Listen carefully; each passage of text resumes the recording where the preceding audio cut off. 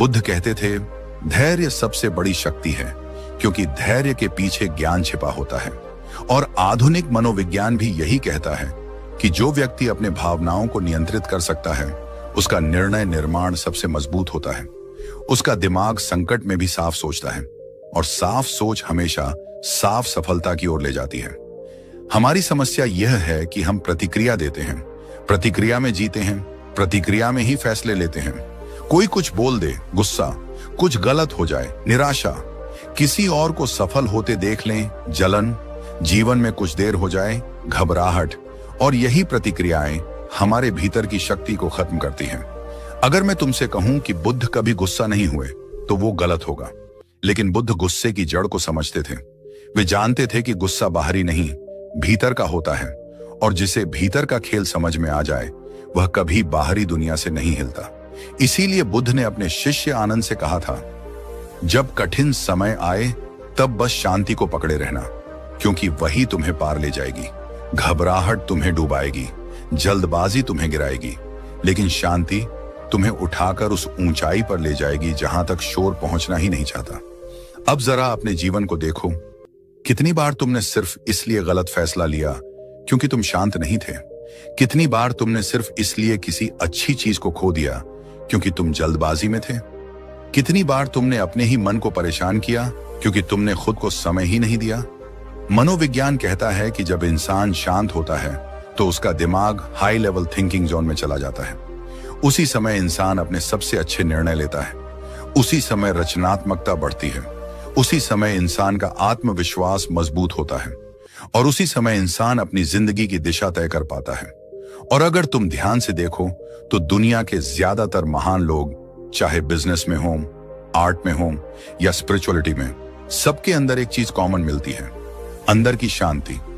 उनके आसपास शोर कितना भी हो, वे भीतर स्थिर रहते हैं, और यही स्थिरता उन्हें अलग बनाती है। यही स्थिरता उनके वक्त को लेकर आती है। बुद्ध की जिंदगी में भी एक समय ऐसा था जब उन्हें बार बार असफलता मिली।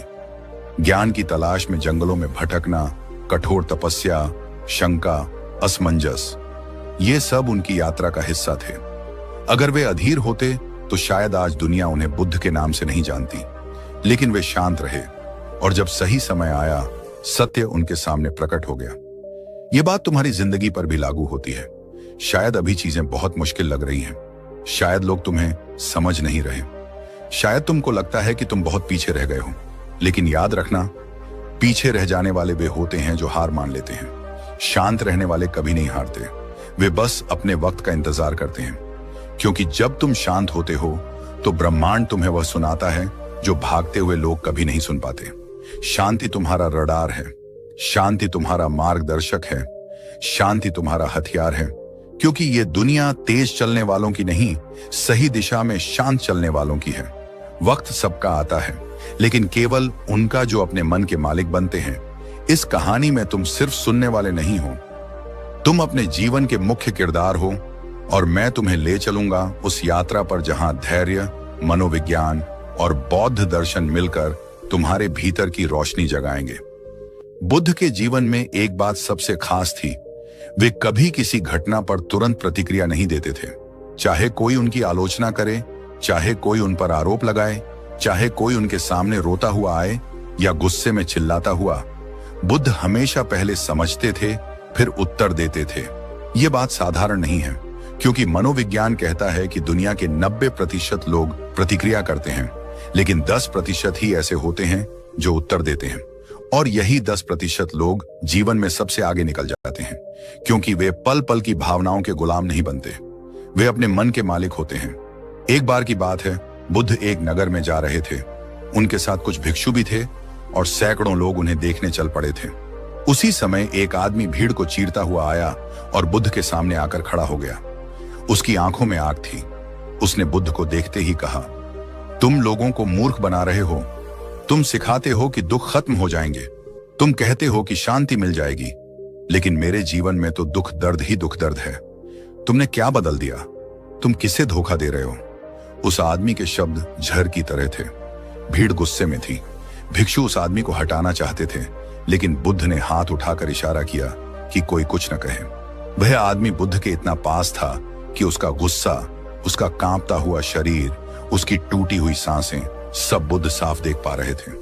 बुद्ध मुस्कुराकर बोले, तुम बहुत समय से दुख ढो रहे हो, तुम थक गए हो, तुम्हारा दर्द तुम्हारे शब्दों में दिखाई दे रहा है।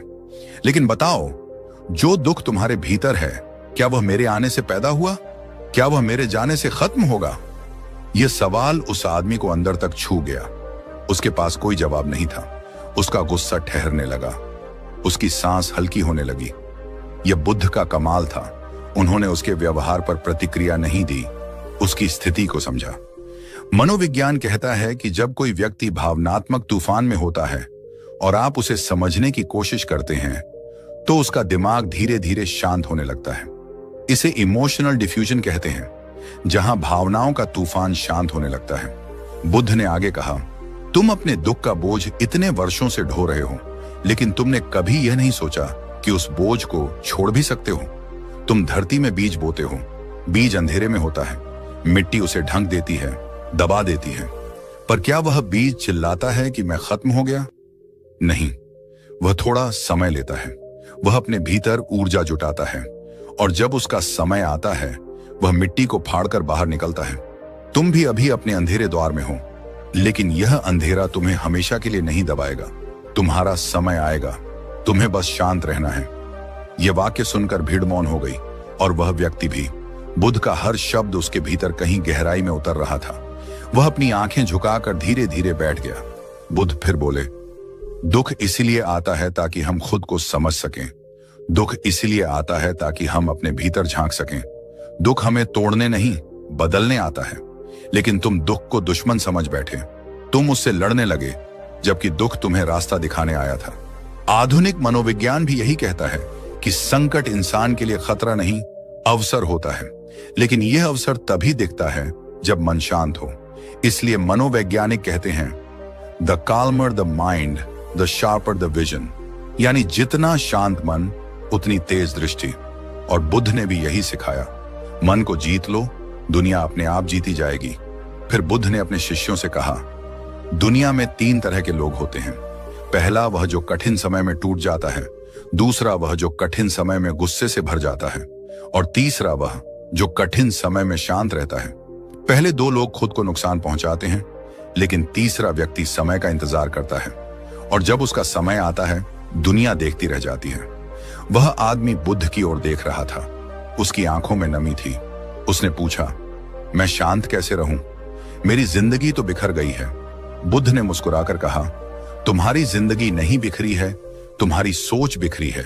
तुम समस्याओं को बड़ा बना रहे हो और खुद को छोटा। जब तक तुम अपने मन को नियंत्रित नहीं करोगे, तुम अपने भविष्य को नियंत्रित नहीं कर पाओगे।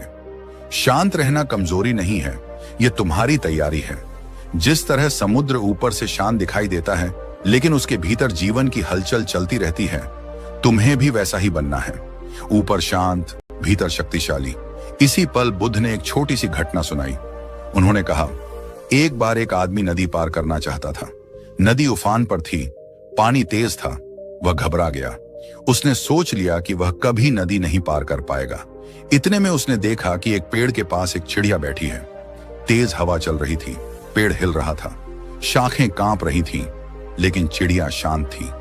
वह उसी शाख पर बैठी रही, जैसे उसे भरोसा हो कि चाहे शाख हिले या तूफान आए, वह गिरने वाली नहीं है। आदमी ने देखा और समझ गया, अगर एक चिड़िया तूफान में शांत रह सकती है, तो मैं क्यों नहीं? उसने साहस किया, उसने समय देखा और धीरे धीरे नदी पार कर ली। बुद्ध बोले, हम सभी उस चिड़िया की तरह हैं, लेकिन हम डर से अपनी शक्ति भूल जाते हैं। हमें अपने मन को संभालना है, क्योंकि मन ही हमारा आधार है। अगर मन डगमगा जाए तो जीवन भी डगमगा जाता है। बुद्ध की यह शिक्षा केवल आध्यात्मिक नहीं है। मनोविज्ञान में इसे कॉग्निटिव रिफ्रेमिंग कहा जाता है, जहां व्यक्ति परिस्थितियों को नए अर्थ देता है। जब आप परिस्थितियों को नए अर्थ देने लगते हैं, आपका डर खत्म होने लगता है, आपका मन स्थिर होने लगता है और आपका जीवन बदलने लगता है। बुद्ध ने आगे कहा, तुम्हारी समस्या तुम्हारे जीवन में नहीं है, तुम्हारी समस्या तुम्हारे मन में है, और मन तभी शांत होता है जब हम उसे समझते हैं। तुम सोचते हो कि तुम पीछे रह गए हो, लेकिन वास्तव में तुम उस जगह खड़े हो जहां तुम्हें खड़े होना चाहिए। समय कभी किसी के लिए गलत नहीं होता। गलत केवल हमारी अधीरता होती है। वह आदमी रोने लगा। उसके आंसू वर्षों का दर्द बहा रहे थे। बुद्ध उसके पास गए, उसके कंधे पर हाथ रखा और बोले, तुम्हारा गुस्सा तुम नहीं हो, तुम्हारी असफलताएं तुम नहीं हो, तुम्हारा संघर्ष तुम नहीं हो, तुम उससे कहीं बड़े हो। और जब तुम यह समझ जाओगे तब तुम्हें दुनिया की कोई ताकत रोक नहीं पाएगी। मनोविज्ञान के अनुसार जब व्यक्ति अपने भावनाओं से दूरी बनाना सीख लेता है तो वह उन्हें नियंत्रित करने लगता है, बजाय इसके कि भावनाएं उसे नियंत्रित करें। इसे सेल्फ डिस्टेंसिंग स्किल कहते हैं। बुद्ध ने यही तो सिखाया था। भावना को देखो, उससे चिपको मत। स्थिति को देखो, उससे घबराओ मत। लोग क्या कहेंगे इसकी चिंता मत करो, तुम्हारा समय आएगा, बस शांत रहो।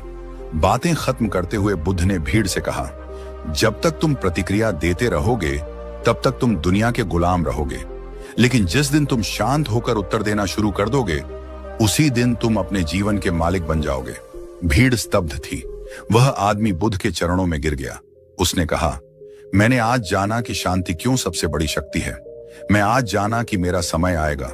मैं आज जाना कि मैं अपनी कहानी बदल सकता हूं। बुद्ध ने उसे उठाते हुए कहा, तुम्हारी कहानी अभी शुरू ही हुई है। जीवन की यात्रा में एक समय ऐसा आता है जब इंसान को लगता है कि वह अपनी ही सोच का कैदी बन गया है। मन उतना ही छोटा महसूस होने लगता है जितनी उसकी चिंताएं बड़ी हो जाती हैं। बाहर के हालात स्थिर हों या अस्त व्यस्त, मन का झूला कभी रुकता नहीं। यही वह जगह है जहां बुद्ध ने मन की प्रकृति को सबसे पहले समझा। उन्होंने कहा था, मन एक बंदर की तरह है, वह कभी एक जगह नहीं रुकता। आधुनिक मनोविज्ञान भी इसे बिल्कुल इसी तरह समझाता है। हमारे दिमाग में प्रतिदिन 70,000 विचार आते हैं और उनमें से अधिकांश विचार या तो अनावश्यक होते हैं या नकारात्मक। अगर इन विचारों पर हमारा नियंत्रण नहीं है तो जीवन पर हमारा कोई नियंत्रण नहीं हो सकता।